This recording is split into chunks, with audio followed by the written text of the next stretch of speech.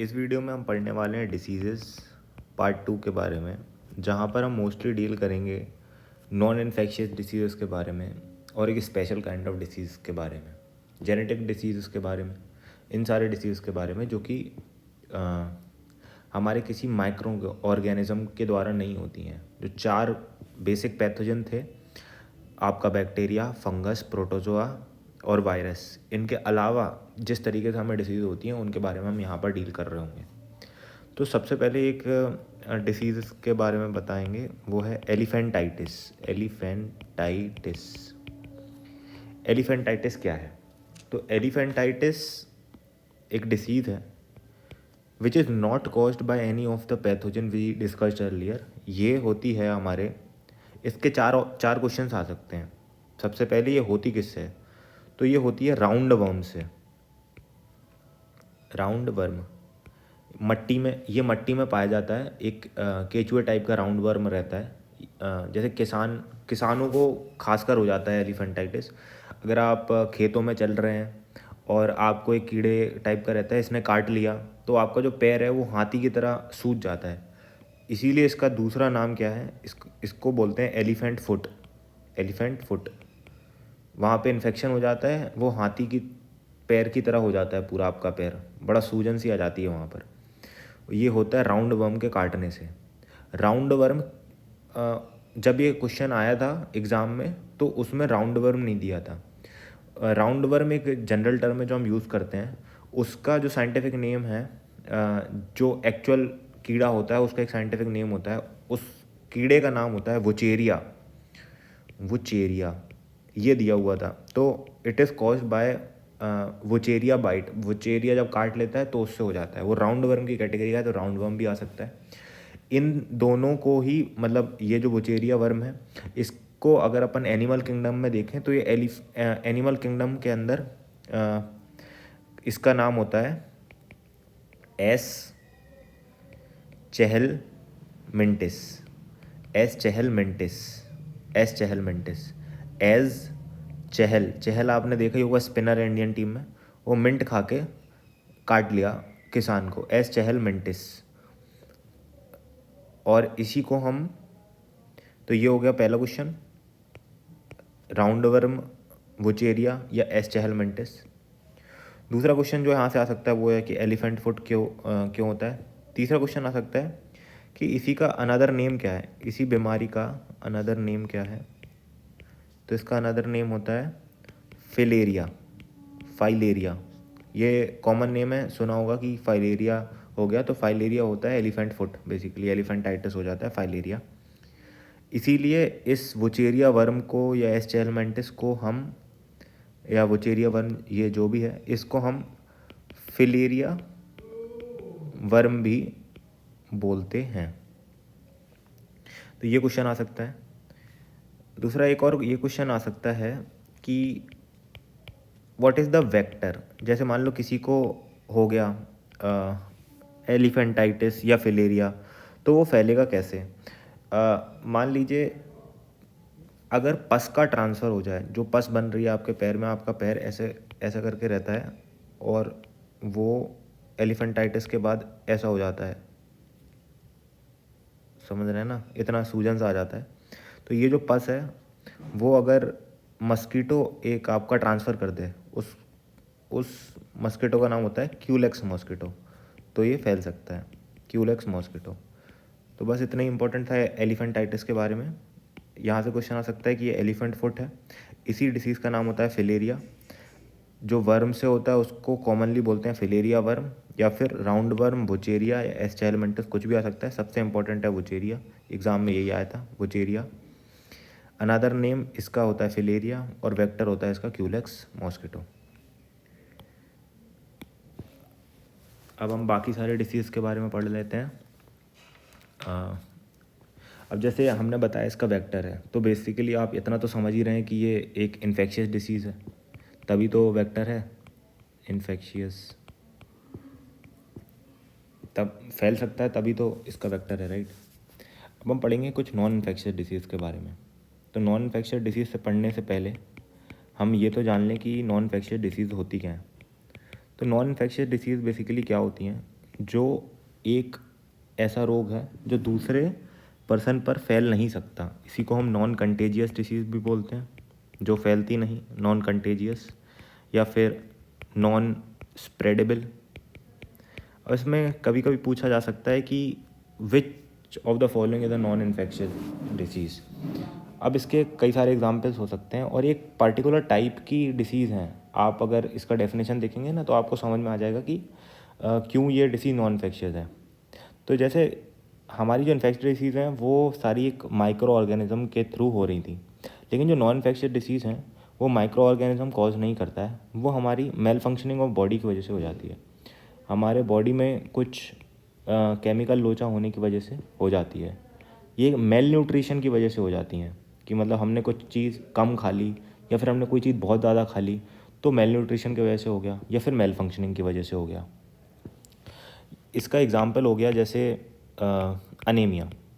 तो अब अनीमिया क्यों होता है? अनीमिया में क्या होता है, आरबीसी काउंट कम हो जाता है। अगर हमारी बॉडी ने आयरन की कमी हो गई, हमारे बॉडी में आयरन की कमी हो गई, तो आयरन की कमी की होने की वजह से हमारा आरबीसी हीमोग्लोबिन कम बनेगा, और हीमोग्लोबिन कम बनने की वजह से आरबीसी काउंट कम हो जाएगा।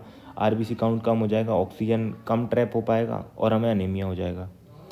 तो ये हम किसी को ट्रांसफ़र नहीं कर सकते, राइट। अब भाई मैंने आयरन नहीं खाया तो जिस बंदे ने आयरन खाया उसको अनीमिया नहीं होगा। मतलब आप getting the point, right. Anaemia एक नॉन इन्फेक्शियस डिसीज़ है।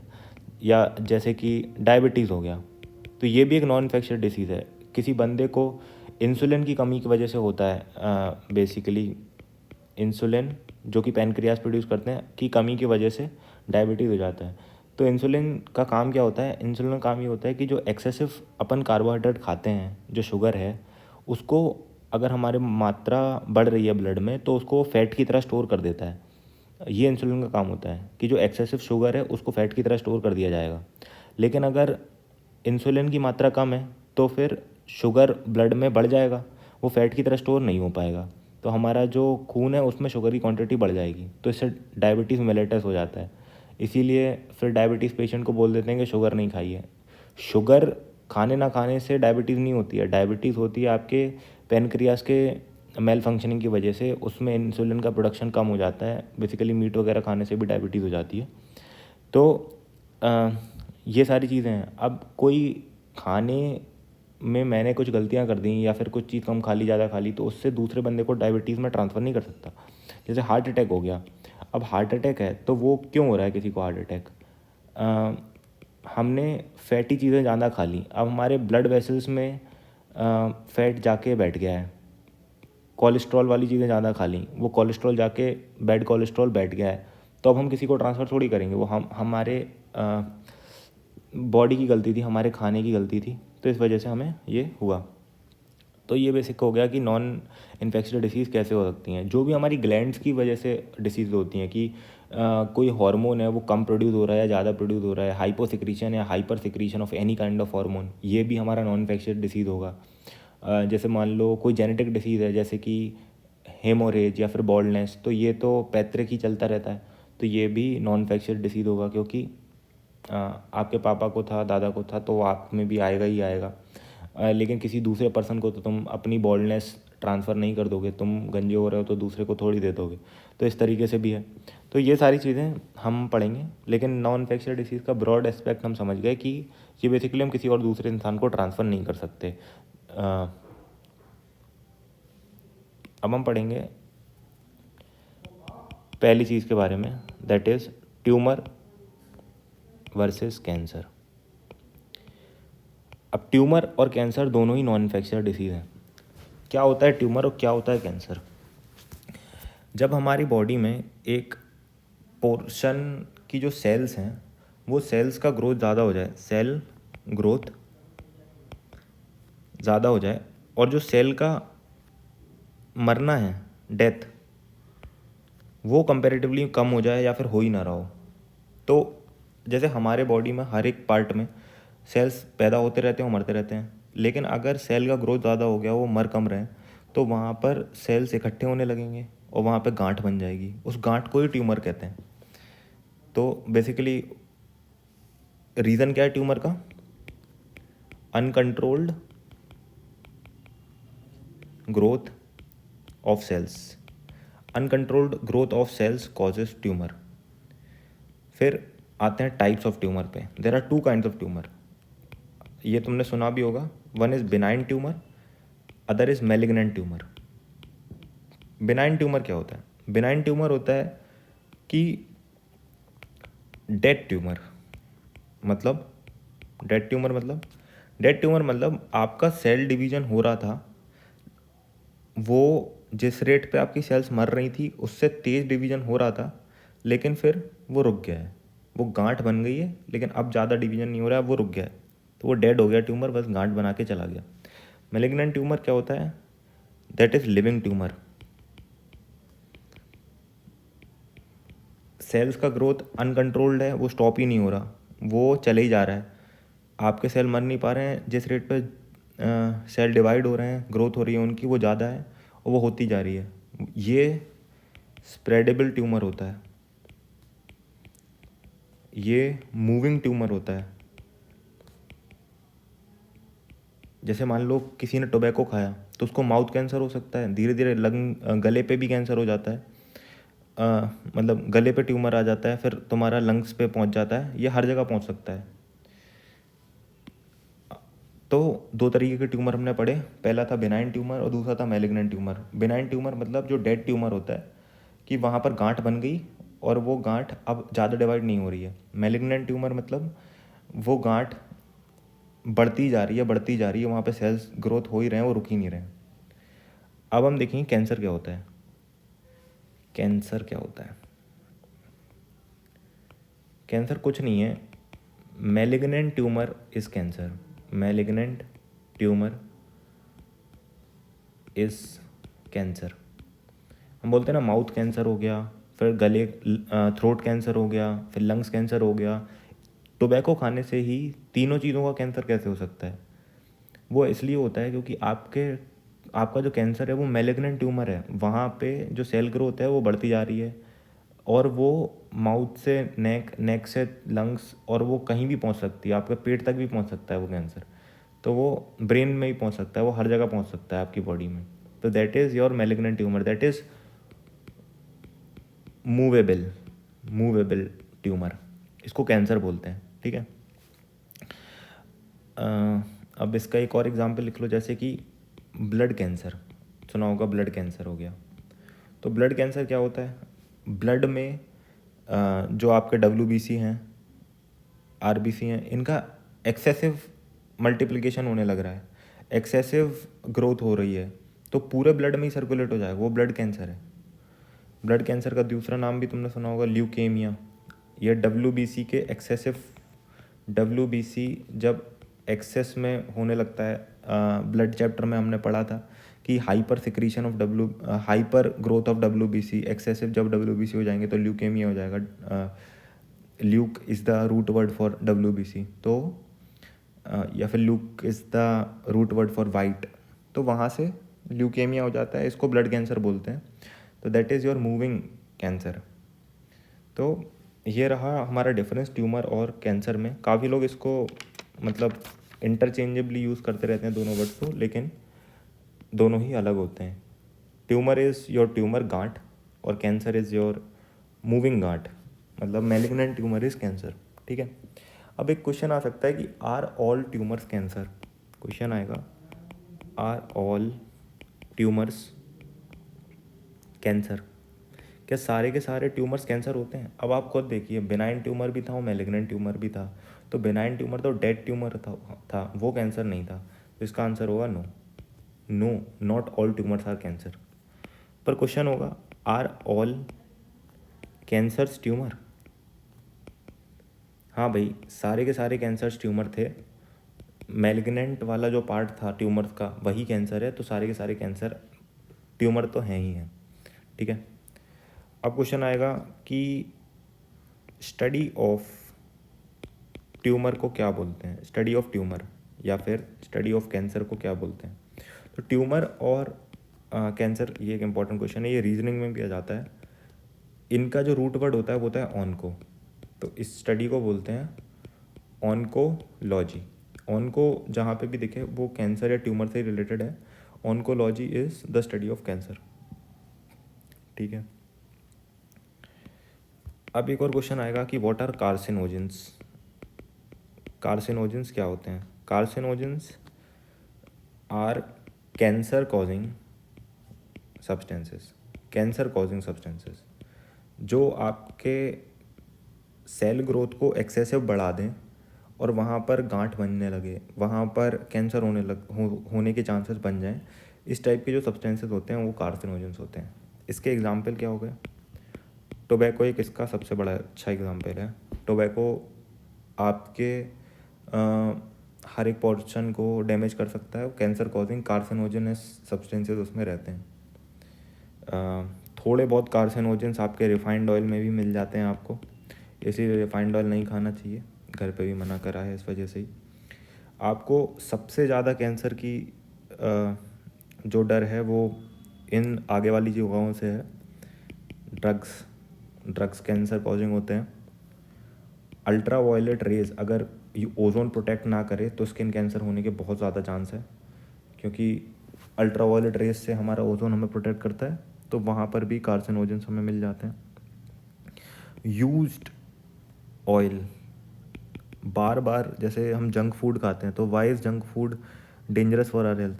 भाई बहुत रीजंस हैं कि वाई इट इज़ डेंजरस, लेकिन one of the reason is कि बार बार उसी ऑयल को वो उसी तेल में फ्राई करते रहते हैं, मोमोज उसी तेल में सब कुछ बनाते रहते हैं, तो दैट इज़ कार्सिजिनस। वहाँ पर कार्सिनोजेंस डेवलप हो जाते हैं, तो वो बार बार वाला तेल हमें यूज़ नहीं करना चाहिए, फ्रेश तेल में ही खाना चाहिए। योर स्मोकिंग, वही टोबैको से related, all these things are carcinogens for our body. तो ये सारी चीज़ें ही मतलब कम्प्लीटली अवॉइड करो भाई। WBC के एक्सेस से अभी थोड़ा देख लेते हैं क्या क्या पढ़ लिया हमने अभी तक। नॉन इन्फेक्शियस डिसीज़ की डेफिनेशन पढ़ ली, फिर पढ़ लिया ट्यूमर और कैंसर में क्या डिफरेंस है। ट्यूमर इज़ दोनों टाइप का, बिनाइन या मैलिग्नेंट। कैंसर इज़ जो मैलिग्नेंट ट्यूमर जो कि मूविंग है। ब्लड कैंसर क्या होता है? ब्लड कैंसर इज़ ल्यूकेमिया, जहाँ पर WBC का काउंट एक्सेस में हो जाता है। और फिर हमने ये 4 क्वेश्चन डिस्कस कर लिए। ऑन्कोलॉजी एक इम्पॉर्टेंट चीज़ है, ठीक है। आगे चलते हैं नेक्स्ट टॉपिक पे, heart attack versus cardiac arrest. कभी सुना होगा हार्ट अटैक आ गया, कभी सुना होगा कार्डियक अरेस्ट आ गया। तो होता क्या है ये? मतलब चांस नहीं है कि इस टाइप का क्वेश्चन आए SSC में इस टॉपिक से, लेकिन फिर भी 2 मिनट में समझ लो। हार्ट अटैक क्या होता है? हार्ट अटैक होता है अगर आपका बैड कोलेस्ट्रॉल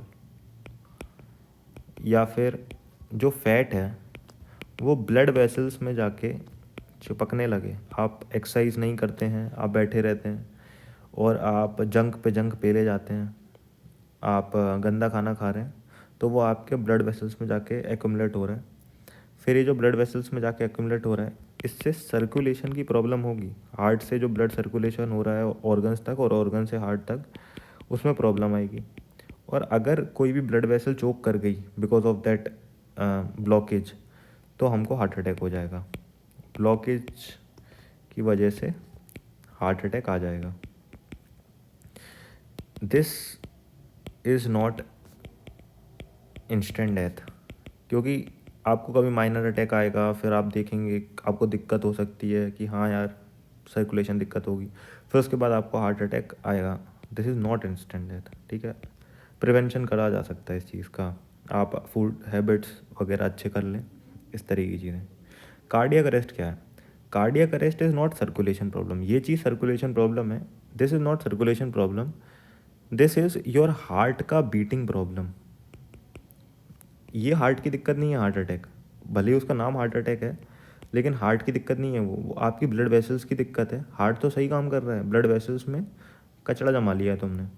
कार्डियक अरेस्ट क्या है? हार्ट की बीटिंग प्रॉब्लम हो रही है अब।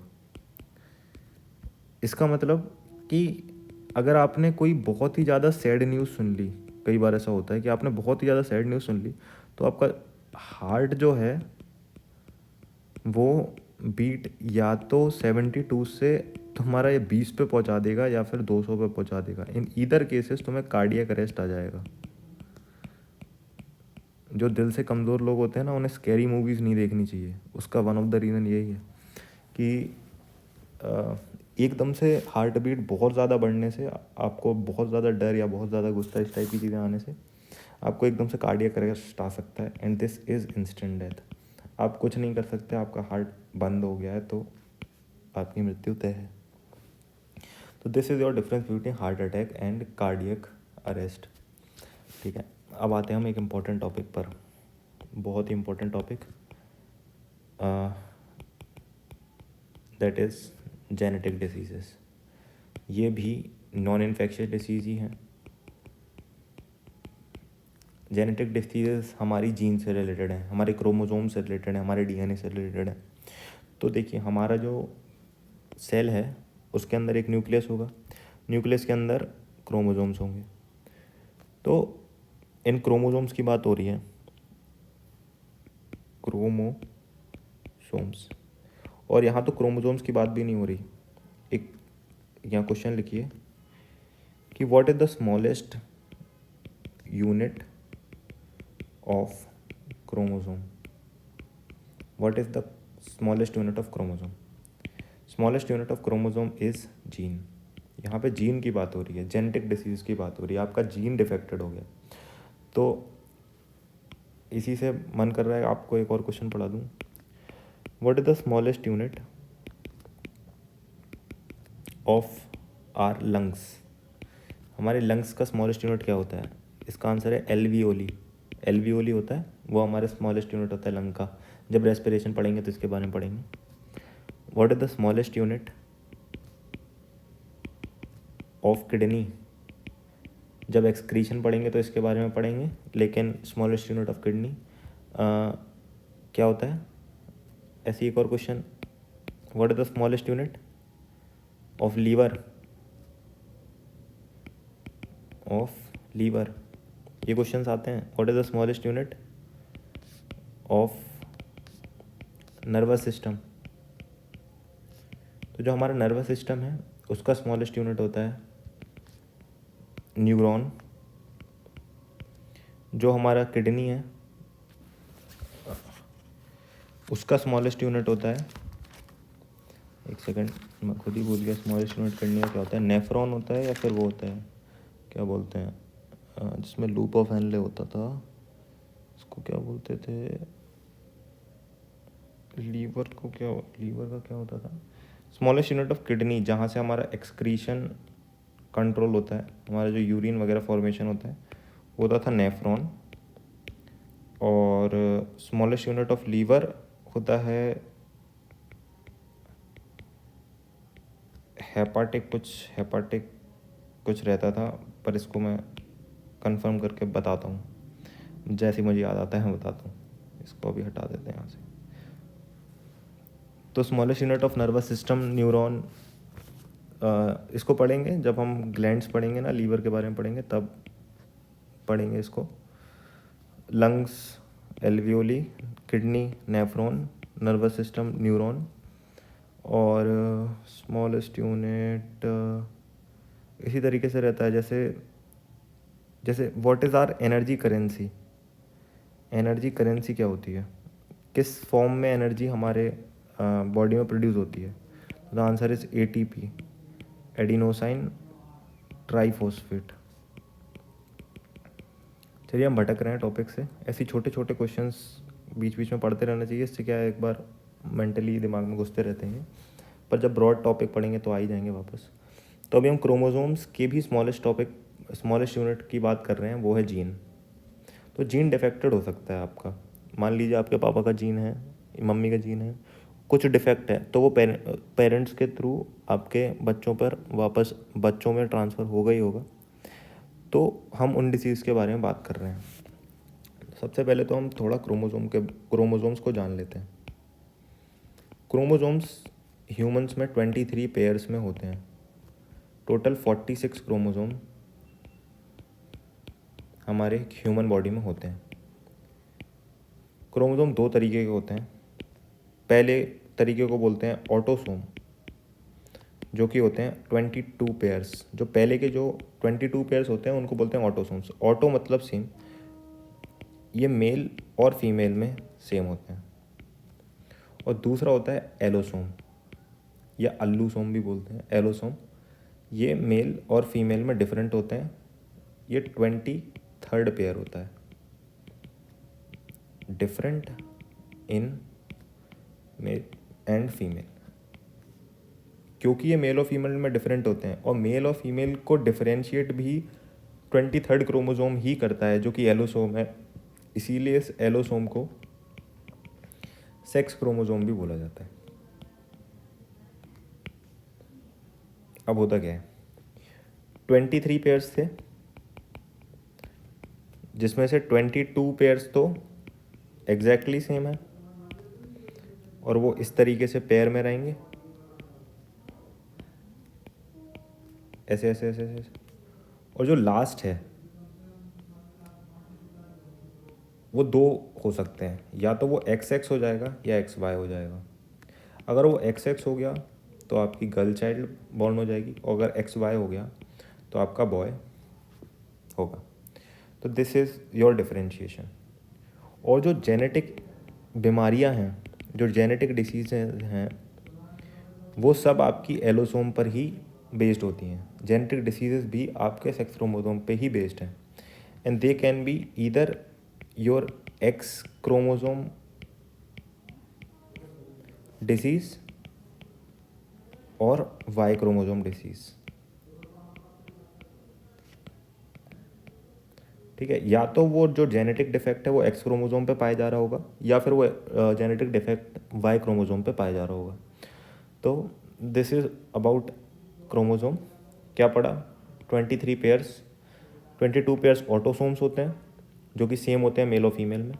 23rd पेयर होता है एलोसोम, XX होता है तो फीमेल, XY होता है तो मेल। इसी को सेक्स क्रोमोसोम बोलते हैं। और जो जेनेटिक डिसीजेस हैं वो हमारे एलोसोम या फिर सेक्स क्रोमोसोम की वजह से ही हमें हो रही होती हैं। अब हम कुछ जेनेटिक डिसीज़ के बारे में पढ़ेंगे जिससे हमें थोड़ा जेनेटिक्स का भी आइडिया हो जाएगा। तो हम पहली डिसीज़ के बारे में पढ़ेंगे, डायबिटीज़। जेनेटिक डिसीजेस, तुमने सुना होगा या देखा ही होगा, मम्मी पापा को डायबिटीज़ है तो हमको होना ही है। तो ये बात सच है, क्योंकि ये जेनेटिक डिसीज़ है और जेनेटिकली ट्रेट ट्रांसफ़र होता रहता है पेरेंट्स टू चाइल्ड। लेकिन इसको मतलब अगर आपका जो जीन है वो डिफेक्टेड आया है, आपके अंदर डायबिटिक वाला जीन आ गया है, तो डायबिटीज़ होना तो तय है। लेकिन हम अपने एक्सरसाइज के थ्रू और फूड हैबिट्स को मेंटेन करके इसको प्रोलॉन्ग कर सकते हैं। ये कब शो करेगा ये हमारा गंदा वाला जीन, ये हम प्रोलॉन्ग कर सकते हैं। ये 50 पे, 60 पे, 70 पे, मतलब बहुत लेट भी शो करता है। और अगर आप जंक वंक खाने लगेंगे तो ये 20 पे भी शो करने लगेगा। तो ये है डायबिटीज़। पूरा नाम देखें तो इसका नाम है डायबिटीज़ मेलिटस। आपने कभी ऐसा सुना है कि सिर्फ लड़कों को डायबिटीज़ हो रहा है या फिर लड़कियों को हो रहा है? नहीं, it happens in both male and female. और क्योंकि ये बोथ मेल एंड फीमेल हो रहा है तो it should be a X chromosome defect. समझ रहे ना? अगर ये दोनों को हो रहा है तो ये एक्स क्रोमोसोम डिफेक्ट ही तो होगा। तो it is a X chromosome defect. Y chromosome defect होता तो लड़कियों को क्यों ही होता, है ना? तो it is a X chromosome defect. अब हम एक केस स्टडी कर लेते हैं जिससे आपको समझ में आ जाए कि डायबिटीज़ में क्या चल रहा है, कैसे चल रहा है। मान लेते हैं एक डायबिटिक मेल है, जो पेरेंट है, लड़का है, वो डायबिटिक है, XY। क्योंकि ये एक्स क्रोमोसोम डिफेक्ट है तो एक्स पर मैंने मार दिया कि डिफेक्ट है, एक्स पे डॉट, ठीक है। और एक नॉर्मल फीमेल है सपोज, नॉर्मल फीमेल यानी कि XX, कोई भी डिफेक्टेड है नहीं उसमें, ठीक है, नॉर्मल, कंप्लीटली नॉर्मल। अब अगर हम फर्स्ट जनरेशन की बात करें इसमें, तो फर्स्ट जनरेशन जब प्रोड्यूस होगी तो एक्स डॉट, एक्स बार बोलता हूँ मैं इसको, एक्स बार इससे रिएक्ट करेगा तो एक्स बार एक्स बनेगा, दूसरी बार एक्स बार एक्स बनेगा, तीसरी बार XY बनेगा और चौथी बार XY बनेगा। तो ये 4 पॉसिबिलिटी हैं। क्रॉस करेंगे हम, इसको उठा के दोनों से, इसको उठा के दोनों से, ठीक है। ये बन गया फर्स्ट जनरेशन। यहाँ पे ये दोनों सन हैं, दोनों ही नॉर्मल होंगे। और ये हैं दोनों डॉटर्स, इनके पास एक डिफेक्टेड जीन आ गया है, लेकिन ये फिर भी नॉर्मल होंगी। सर इनके पास तो डिफेक्टेड जीन है, क्यों नॉर्मल होंगी? देखिए, कोई भी चीज़ अगर आपको शो करवानी है ना, then it is only shown when the percentage of defect is more than 50%। यहाँ पे लड़कियों का 50% डिफेक्ट है, तो ये बेसिकली नॉन डायबिटिक हो जाएंगी। ये तो नॉर्मल है ही, ये नॉन डायबिटिक हो जाएंगे। अंडरस्टूड? इस केस में फर्स्ट जनरेशन में कोई भी डायबिटिक पेशेंट नहीं होगा। इनको जो कि नॉन डायबिटिक हैं लेकिन नेक्स्ट जनरेशन में डायबिटीज़ पास कर सकते हैं, इनको बोलते हैं कैरियर्स। तो जो फीमेल होती हैं वो कैरियर्स होती हैं, ठीक है। मेल कभी भी कैरियर नहीं होगा, मेल इज़ ईदर डायबिटिक और नॉन डायबिटिक, ठीक है। तो लड़कियां कैरियर हो सकती हैं, तो गर्ल्स आर कैरियर्स, ठीक है। अब हम एक बहुत ही इस केस स्टडी से एक चीज़ सीखना चाहेंगे, ठीक है। जो फीमेल्स थी उनके पास एक क्रोमोसोम डिफेक्टेड था, फिर भी वो डायबिटिक नहीं है। फीमेल्स के पास एक क्रोमोसोम डिफेक्टेड था, females can be XX, either this one can be defected, either this one can be defected और बोथ कैन बी डिफेक्टेड, ठीक है। This is a normal person, non diabetic, this is a normal person but a carrier, next generation में pass कर सकता है। Normal lady, she is also normal but a carrier, and this lady is diabetic. तो in all the possible 4 combinations only 25% chance है कि लड़की को diabetes होगा, and that is both the chromosomes are defected, ठीक है ना। मम्मी पापा दोनों तरफ से ही डिफेक्टेड आ गया है तो ही डायबिटिक होगा लेडी। लेकिन अगर हम लड़के की बात करें XY, तो इधर he can be normal XY, क्योंकि ये डायबिटिक जीन है तो X ही एकमात्र है जो कि डिफेक्टेड होगा, तो इधर इट ही इज़ नॉर्मल और डायबिटिक। तो यहाँ पर अगर आप देखें तो सिर्फ 50% चांस है कि इधर ही इज़ नॉर्मल और डायबिटिक। Getting it? अब इससे क्या पता चलता है, जो लड़कियां हैं उनके पास 50% का लीवे रहता है, 50% की छूट चल रही है उनको, 50% ऑफ ऑन ऑल डिफेक्टेड, मतलब एक्स क्रोमोसोम रिलेटेड जो भी डिफेक्टेड जीन्स आएंगे जो कि एक्स क्रोमोसोम से रिलेटेड है, वहाँ पर उनको 50% ऑफ चल रहा है लड़कों के प्रति। लड़कों का अगर एक भी जो एक्स क्रोमोसोम है एक ही है भाई, तो एक ही है और वो डिफेक्टेड आ गया तो तुमको जेनेटिक डिफेक्ट हो गया। लेकिन लड़की है तो एक डिफेक्टेड जीन आ गया, लेकिन फिर भी हो सकता है कि वो जेनेटिक डिसीज़ ना दिखाए। क्यों? क्योंकि एक तरफ से भी अगर सही आ गया तो काम बन जाएगा उनका, ठीक है ना। तो जेनेटिक, इसका एक बहुत ही इंपॉर्टेंट क्वेश्चन आता है कि why males have more genetic diseases. तो answer is due to single X chromosome.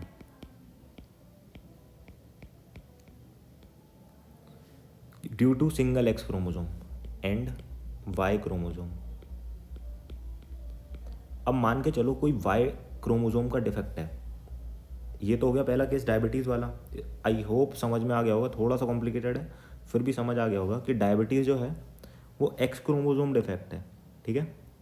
अब डायबिटिक मेल और नॉर्मल फीमेल का हमने मैच कराया तो हमने देखा सन नॉर्मल हो गए। देखो अगर सन में एक भी डिफेक्ट आ गया तो ये डायबिटिक हो जाएंगे। यहाँ पर एक डिफेक्ट आ चुका है पर फिर भी ये नॉन डायबिटिक है, इनको कैरियर्स बोलते हैं। लड़कियों के पास छूट है, ये भी हमें देखना है, ठीक है। अब हम करेंगे सेकंड जीन की तरफ, सेकंड डिसीज़ की तरफ मूव, वो है बॉल्डनेस, गंजापन। ये एक वाई क्रोमोसोम डिफेक्ट है, ये एक वाई क्रोमोसोम डिफेक्ट है, ठीक है। तो अब लड़की कैसी भी हो XX ही होगी, क्योंकि एक्स क्रोमोसोम डिफेक्ट है नहीं तो एक्स के ऊपर कोई बार की मतलब ही नहीं है। और मान लेते हैं कि जो लड़का है वो उसके पास वाई बॉल्डनेस वाला ट्रेट है, तो एक्स वाई बार है, ठीक है।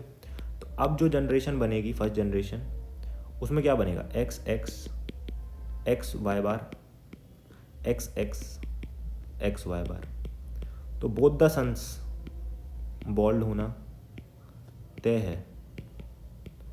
इसीलिए कभी ऐसा नहीं होता कि अगर पापा गंजे हैं तो बच्चे गंजे नहीं होंगे, होना ही है, ये तय है बात।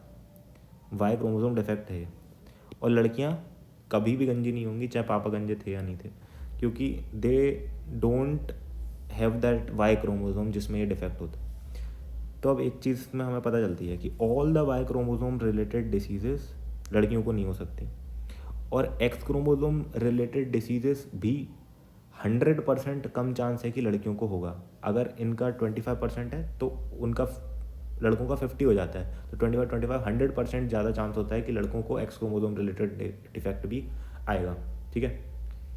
अब हम पढ़ेंगे एक और एक बहुत ही इंपॉर्टेंट इसका एक कंक्लूजन निकलता है फर्स्ट केस स्टडी का, that is gap in genetic diseases. अगर मान लो पहला केस वाई क्रोमोसोम डिफेक्ट है, अगर वो वाई क्रोमोसोम डिफेक्ट है तो क्या कोई गैप हो सकता है जनरेशन में? हमने एक बार में ही देखा कि अगर पापा जी बोल्ड थे तो लड़के दोनों बोल्ड आए, कोई गैप आ सकता है? कभी भी कोई भी केस सोच लो कि अगर डिफेक्ट आएगा वाई में और फिर उनका फर्स्ट जनरेशन में लड़का हुआ तो वो डिफेक्ट पास ऑन हो जाएगा, क्योंकि और कहीं पॉसिबिलिटी नहीं है ना, वाई क्रोमोसोम और कहाँ से आ सकता है। तो there can be no gap, there can be no gap, वो आता ही रहेगा आते ही रहेगा आते ही रहेगा, वो चलता ही रहेगा। दूसरा क्या है, एक्स क्रोमोसोम। एक्स क्रोमोसोम में हमने फर्स्ट स्टडी में देखा जो डायबिटिक था, इसमें भी डायबिटिक मेल था, मतलब पापा जी को डायबिटीज़ था, लेकिन फिर भी फर्स्ट जनरेशन में किसी को भी डायबिटीज़ नहीं देखा। इसका मतलब है there can be gap in X chromosome defects, there can be gap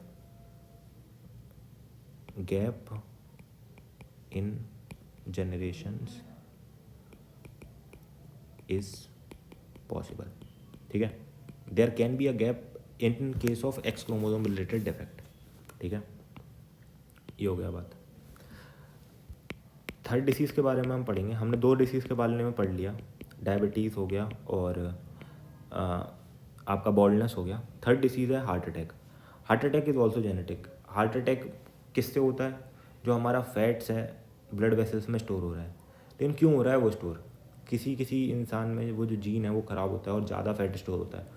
अगर उनके घर में किसी को पुराने टाइम में हार्ट अटैक आया है तो उनको और ज़्यादा अपने खाने पे ध्यान रखना चाहिए और ज़्यादा एक्सरसाइज करनी चाहिए, जिससे कि ये सारी चीज़ें जो कि फूड रिलेटेड ही है ये ना हो, ठीक है ना। उनको और ज़्यादा ध्यान रखना चाहिए। तो heart attack is also genetic. लेकिन लड़के लड़कियों को दोनों को होता है हार्ट अटैक। तो ये एक्स क्रोमोसोम लिंक्ड होगा, क्योंकि दोनों को हो रहा है ना, तो एक्स क्रोमोसोम होगा। कोई भी चीज़ अगर दोनों को हो रही है तो एक्स क्रोमोसोम लिंक्ड ही होगी। क्वेश्चन आएगा सपोज मतलब ऐसी क्वेश्चन पूछ लेते हैं, why do man have more heart attack? Option number A, because they take more stress. Option number B, due to single X chromosome on 23rd pair. तो हम क्योंकि कई बार भावनाओं में बह जाते हैं तो हम हो सकता है ऑप्शन ये मार दें कि yes man have a lot of stress और उसको टिक मार दें, पर वो बहुत ही ज़्यादा गलत होगा और हमें -0.5 मार्क्स दे देगा, क्योंकि according to biology single X chromosome और सिंगल वाई क्रोमोसोम होने की वजह से man are more susceptible to genetic diseases. तो हार्ट अटैक एक्स लिंक्ड है, पहली बात। उतना ही हमें जानना है, बाकी ये डायबिटीज़ जैसे ही चलेगा, क्योंकि एक्स लिंक्ड है तो डायबिटीज़ जैसे ही चलेगा। बाकी सारे केसेस हम बना सकते हैं सिंपल, वैसे ही चलेंगे, ठीक है। इसमें कुछ नहीं पूछा जाएगा, सिंपल पूछा जाएगा कि इट इज़ एक्स लिंक्ड और Y linked, it is X linked, ठीक है। चौथा, हीमोफीलिया। हीमोफीलिया, अब हीमोफीलिया में 4 क्वेश्चन आएंगे। सबसे पहला, हीमोफीलिया भैया होता क्या है? हीमोफीलिया होता है कि जो क्लॉट है ना, अपना ब्लड क्लॉट, वो 2 से 5 मिनट में बन जाता है। जैसे अपन को लग गई चोट, 2 से 5 मिनट में वो क्लॉट बेसिकली थोड़ा थोड़ा बनने लगता है। हीमोफीलिया किसी को हो गया तो जो क्लॉटिंग का टाइम है ना, वो लगभग 1 घंटा से भी ज़्यादा हो सकता है। क्लॉट बहुत धीरे बनता है। ये तो हो गया कि डिसीज़ होती क्या है। दूसरी बात है, ये डिसीज़ होती क्यों है। जो अपना प्लेटलेट्स है ना, वो एक प्रोटीन प्रोड्यूस करता है, प्रोटीन प्रोड्यूस। ये प्रोटीन का नाम होता है फैक्टर 9। इसी को बोलते हैं क्रिसमस प्रोटीन, ठीक है ना, क्रिसमस फैक्टर प्रोटीन, फैक्टर 9 या फिर क्रिसमस फैक्टर प्रोटीन, ठीक है। प्लेटलेट्स जब ये प्रोटीन प्रोड्यूस करते हैं तो इस प्रोटीन की मदद से ही आपका जो क्लॉटिंग है उसका स्पीड अप होता है। It basically acts as a catalyst, ठीक है। तो ये जो प्रोटीन है फैक्टर 9 या क्रिसमस प्रोटीन, इसकी कमी होने की वजह से हीमोफीलिया हो जाता है। व्हेन फैक्टर 9 डिक्रीज, बंदे को हीमोफीलिया हो जाएगा, ठीक है। अब ये जो हीमोफीलिया है वो भी एक्स क्रोमोसोम लिंक्ड है। अगर आपके फैमिली में ऐसा चल रहा है कि उनको हीमोफीलिया था, उनका फैक्टर 9 कम प्रोड्यूस होता था, तो भी वो बच्चों में पास हो सकता है थ्रू एक्स क्रोमोसोम। लड़के लड़कियों दोनों को हो पाएगा। ये एक्स क्रोमोसोम है, फैक्टर 9 की कमी की वजह से हीमोफीलिया हो जाता है। अब क्योंकि ये फैक्टर 9 की कमी की वजह से होता है, इसीलिए, सिर्फ इसीलिए हीमोफीलिया के दो और नाम हैं। फैक्टर 9 को और क्या बोलते हैं, क्रिसमस फैक्टर, इसीलिए इस डिसीज़ को बोलते हैं क्रिसमस डिसीज़। और सबसे पहले किसको देखी गई थी, ये देखी गई थी क्वीन एलिजाबेथ को, जो इंग्लैंड की महारानियाँ थीं, मर गई हैं, उनको देखी गई थी। और इससे पहले किसी को कभी ये डिसीज़ नहीं हुई, इसीलिए इसको बोलते हैं रॉयल डिसीज़। और ये भी एक जेनेटिक ट्रेट है, एक्स क्रोमोसोम लिंक्ड। उनके फैमिली में आगे भी वो हीमोफीलिया होने लग रहा है, उनके जल्दी घाव नहीं भरते। तो क्रिसमस डिसीज़ या रॉयल डिसीज़, इसी को बोलते हैं हीमोफीलिया को। ये प्रोटीन की कमी की वजह से होता है। वो प्रोटीन आपका प्लेटलेट्स बना रहा होता है, उस प्रोटीन का नाम है फैक्टर 9 या क्रिसमस प्रोटीन, ठीक है।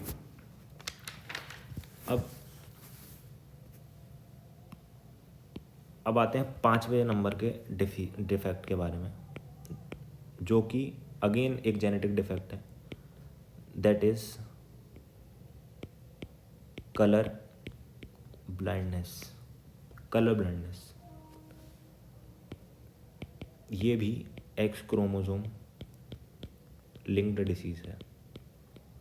लड़के या लड़की दोनों को ही कलर ब्लाइंडनेस हो सकता है, लेकिन अपवाद है। 99.5% cases of colour blindness are in males. क्यों होता है नहीं पता, लेकिन 99.5% of colour blindness cases are in males. लड़कियां तो वैसे भी लड़कों से ज़्यादा कलर्स देख सकती हैं, उनके रॉड सेल्स और cone cells they can easily differentiate between colours. उनको जो दुनिया दिखती है वो ज़्यादा कलरफुल दिखती है, उनको पिंक के सारे शेड्स अलग अलग दिखते हैं, जबकि लड़कों को वो दिखते ही नहीं है, उनको पिंक पिंक लगता है। That is not a meme, this is the actual truth. उनको जो डिफ्रेंशिएशन होता है कलर का वो ज़्यादा विविड दिखता है लड़कों के कंपैरिजन में। अब हम महसूस नहीं कर सकते क्योंकि हम लड़कियों की आंखें अपने अंदर नहीं लगा के देख सकते कि उन्हें दुनिया कैसी दिखती है, लेकिन according to scientist the world looks more colourful to girls, ठीक है। तो 99.5% केसेस में कलर ब्लाइंडनेस सिर्फ मेल को होती है, although it is a X chromosome linked disease. अब थोड़ा जान लेते हैं कलर ब्लाइंडनेस होती क्या है। कलर ब्लाइंडनेस होती है कि जो आपके प्राइमरी कलर्स होते हैं ना, प्राइमरी कलर्स रेड, ग्रीन और ब्लू, RGB, इन कलर्स को देखने में दिक्कत होती है। तो ये दो तरीके की हो सकती है, या तो आपको रेड ग्रीन का मिक्सचर देखने में दिक्कत हो रही है, या फिर आपको रेड ब्लू का मिक्सचर देखने में दिक्कत हो रही है। अगर आपको रेड ब्लू का मिक्सचर देखने में दिक्कत हो रही है तो होता क्या है ना, रेड और ब्लू जब कलर एक साथ आने लगेंगे तो वो आपको येलो दिखने लगेगा। जिस बंदे को कलर ब्लाइंडनेस होगी रेड और ब्लू जब एक साथ आने लगेंगे तो वो जो डिफरेंशिएशन है ना इनका वो देख नहीं पाएंगे। रेड अलग से दिखेगा, ब्लू अलग से दिखेगा, लेकिन जब इनको मिक्स करने लगेंगे ना, आसपास आ जाएंगे ये कलर्स, तो अपन को येलो दिखने लगेगा। कलर ब्लाइंडनेस डिफरेंशिएशन नहीं हो पा रहा है। रेड ग्रीन जब साथ में आने लगेंगे तो उनको ब्लैक दिखने लगेगा, ठीक है ना। तो that is the problem of colour blindness कि रेड ग्रीन या रेड ब्लू जो प्राइमरी कलर्स हैं इनका कॉम्बिनेशन सही से समझ नहीं आ पाता लोगों को, और वो येलो या ब्लैक दिखने लगता है। In either cases red blue में येलो दिखने लगता है, रेड ग्रीन में आपको ब्लैक दिखने लगता है। That is your colour blindness. Last defect, नहीं लास्ट नहीं, second last defect, that is albinism. Albinism क्या होता है? एल्बिनिज्म इज़ वो विटिलिगो वाली जो डिसीज़ होती है वो होता है एल्बिनिज्म। इनकेस तुम्हें नहीं पता विटिलिगो क्या होता है, तो वो इंसान लोगों के हाथ पे पैर पे जो वाइट वाइट पैच में उनका स्किन एकदम वाइट हो जाता है, कुछ और इधर जगह वाइट हो गया, उधर जगह वाइट हो गया, कई लोगों में हो जाता है ना कि थोड़ा इधर वाइट उधर वाइट, वो भी जेनेटिक ही है, एक्स क्रोमोसोम लिंक्ड। तो वो जनरेशन टू जनरेशन पास होता रहता है और वो आप किसी और को नहीं दे सकते। That is not an infectious disease, पर वो जनरेशन टू जनरेशन पास होता रहेगा। एल्बिनिज्म बोलते हैं इसको, और विटिलिगो इसका जनरल टर्म है, विटिलिगो भी बोलते हैं, ठीक है। जिन लोगों को हो जाता है उनको एल्बिनो बोलते हैं, एल्बिनो। इसमें होता क्या है, जो आपका स्किन है उसके अंदर एक पिगमेंट होता है, एक प्रोटीन होता है, उसको बोलते हैं melanin protein. This is the reason for the darker shade of skin, of your hair, of your eyes. जो भी डार्कर शेड होता है ना उसका रीज़न है मेलानिन। मेलानिन करता क्या है? Melanin protects from UV rays, ठीक है। और ये जितना ज़्यादा मात्रा में है, हमको skin related diseases, skin infections, skin पे इरिटेशंस, स्किन कैंसर, इन सब चीज़ों का उतना ही ड्रास्टिकली कम चांस होता जाएगा जितना ज़्यादा मेलानिन होगा।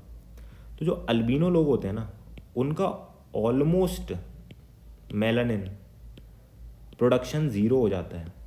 वो इसीलिए वो उतने ज़्यादा गोरे होते हैं, ठीक है ना। वो उनका बिल्कुल ही वाइट हो जाता है, वहाँ पर मेलानिन प्रोडक्शन हो ही नहीं रहा होता है। वहाँ पर जो अल्ट्रावायलेट रेज आएगी वो ईजिली उसको डैमेज कर सकता है, वो उस पार्ट को, ठीक है। थोड़ा सा जैसे ब्रिटिश हैं तो वहाँ पे बहुत कम मेलानिन है, गोरे लोगों में कम रहता है, ब्राउनिश लोगों में स्किन डिसीज़ कम होती है, मेलानिन ज़्यादा है, ठीक है। तो ये होता है एल्बिनो उन लोगों को बोलते हैं। और होता क्या है, होता क्यों है, रीज़न बता दिया, मेलानिन पिगमेंट की कमी की वजह से होने लगता है। तो एल्बिनिज्म बाय मेलानिन कम होगा तो एल्बिनिज्म हो जाएगा, ठीक है। तो ये हो गया अनदर डिफेक्ट। अभी हमने जितनी भी डिसीज़ पढ़ी हैं वो सारी की सारी एक्स क्रोमोसोम लिंक्ड हैं। कुछ होती हैं जैसे कि बॉल्डनेस हो गया, या फिर मतलब जैसे जो ट्रेट्स होती हैं ना दिखाने वाले, वैसी चीज़ें वाई क्रोमोसोम पे बैठी रहती हैं, ज़्यादातर एक्स क्रोमोसोम पे ही रहती हैं। तो इसीलिए जो दिखने वाली कमियां हैं ना वो लड़कों में पास होती रहती, लड़कियों में नहीं होती। ये वाली बात हो जाती है, ठीक है। सेवेंथ और आज इस लेक्चर का last disease, that is anaemia. अब आप बोलेंगे अनीमिया तो सिंपल है, आयरन की कमी से। नहीं भाई, दो तरीके का होता है अनीमिया। एक जो हम यहाँ पे पढ़ेंगे, वैसे तो बहुत तरीके का होता है अनीमिया, 24 तरीके का होता है, लेकिन यहाँ पे पढ़ेंगे हम 2 तरीके का जो कि जेनेटिक है, थैलेसीमिया और सिकल सेल अनीमिया। तो थैलेसीमिया क्या होता है और सिकल सेल अनीमिया क्या होता है? थैलेसीमिया होता है कि आपका जो हीमोग्लोबिन है ना वो वेरी लेस हो गया है, उसका फॉर्मेशन, वेरी लेस फॉर्मेशन, ठीक है। हीमोग्लोबिन की कमी की वजह से आपके जो आरबीसी हैं वो भी कम हो गए हैं और आपको हो गया है अनीमिया। आपका जो हीमोग्लोबिन है ना वो वेरी लेस हो गया, मतलब बनता ही नहीं है। आपके बॉडी में हीमोग्लोबिन का फॉर्मेशन ऑलमोस्ट ज़ीरो हो चुका है। आपकी बॉडी में हीमोग्लोबिन नहीं बनता है तो मतलब आपकी बॉडी में आरबीसी है नहीं, आपको अनीमिया हो गया है, आप येलोइश हो गए हैं। ठीक है, जितना आसान लग रहा है इतना है नहीं। इसका ट्रीटमेंट क्या है? इसका ट्रीटमेंट सिर्फ एक है, आप 3 या 4 महीने में फुल ब्लड को, पूरी बॉडी के ब्लड को चेंज करवा दें। आप हर 3-4 महीने में जब आपके आरबीसी 120 दिन में मर जाते हैं, आपको अपना पूरा ब्लड चेंज करवाना पड़ता है। That is the only cure for thalassaemia. और कोई क्योर नहीं है, ये जेनेटिक डिफेक्ट है, बनते नहीं हीमोग्लोबिन तो नहीं बनता भाई। ठीक है, very very dangerous disease. Again X chromosome linked. Sickle cell anaemia again X chromosome linked. इसमें होता क्या है, आपको पता होगा आपका जो आरबीसी होता है वो बाइकॉन्केव शेप का होता है, बाइकॉन्केव। लेकिन यहाँ पर क्या नाम है, सिकल सेल एनीमिया। जो आरबीसी है ना वो सिकल का शेप लेने लगता है।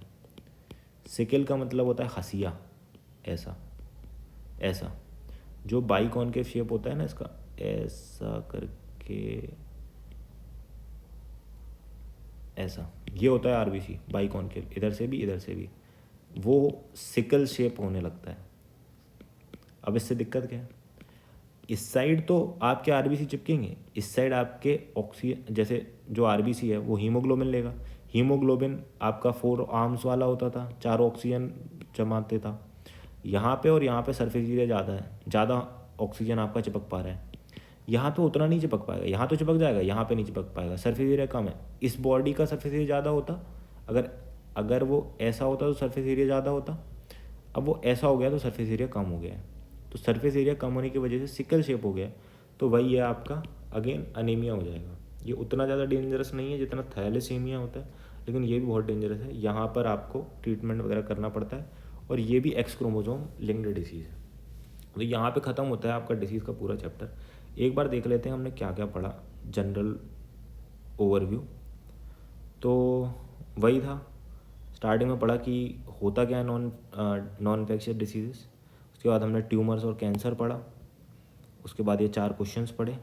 ऑन्कोलॉजी देखा, ऑन्कोलॉजी क्या है, स्टडी ऑफ ट्यूमर या स्टडी ऑफ कैंसर।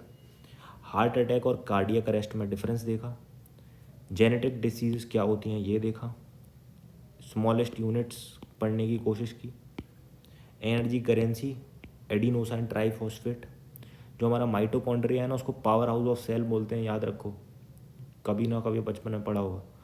तो वो एटीपी के फॉर्म में एनर्जी बना रहा होता है, 36 एटीपी, याद रखना, कभी आगे पढ़ाएंगे।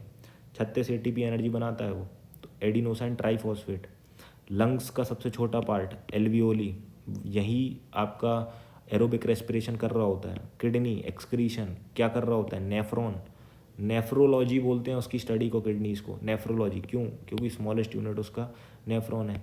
लीवर का यार क्या बताऊँ मैं, मेरे को याद ही नहीं आया लीवर का क्या है, कुछ हेपाटिक से रिलेटेड था शायद।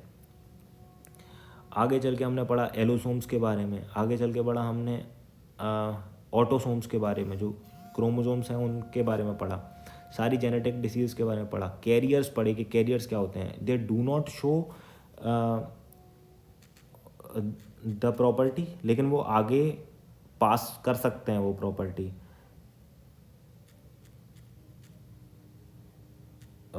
एक सेकेंड, लीवर का जो आपका स्मॉलेस्ट यूनिट होता है उसका नाम होता है आपका, चलिए मुझे नहीं आ रहा है याद, कभी नेक्स्ट लेक्चर में बताता हूँ। गैप इन जेनेटिक डिसीजेस, अगर वाई क्रोमोसोम रिलेटेड है तो नहीं हो पाएगा गैप, एक्स क्रोमोसोम रिलेटेड है तो गैप दिख सकता है क्योंकि वो कैरियर्स बन जाते हैं। Heart attack, haemophilia, thalassaemia, colour blindness, albinism, vitiligo, albino, melanin, sickle cell anaemia, बहुत कुछ पढ़ा। तो ख़त्म करते हैं लेक्चर। नेक्स्ट लेक्चर अब हम चालू करेंगे न्यूट्रिएंट्स के बारे में, क्योंकि वो एक बहुत इंपॉर्टेंट टॉपिक है। बहुत ज़्यादा क्वेश्चंस आते हैं विटामिन से, फैट से, प्रोटीन से, तो तो उसको ख़त्म करते हैं। उसके बाद हम आएंगे ग्लैंड्स पर, उसके बाद आएंगे रेस्पिरेशन पर, उसके बाद हम आएंगे स्केलेटन, प्लांट किंगडम, रिप्रोडक्शन, इन सब चीज़ों पर। ठीक है, चलिए फिर बाय। अरे अरे याद आ गया, स्मॉलेस्ट यूनिट ऑफ लीवर था तुम्हारा क्या बोलते हैं उसको, हेपेटोसाइट्स। हेपेटोसाइट्स मुझे लग ही रहा था कुछ हेपेटिक से रिलेटेड था। इनको हेपेटिक सेल्स भी बोलते हैं, हेपेटोसाइट्स होता है इनका नाम। ठीक है, चलो यार अब बाय।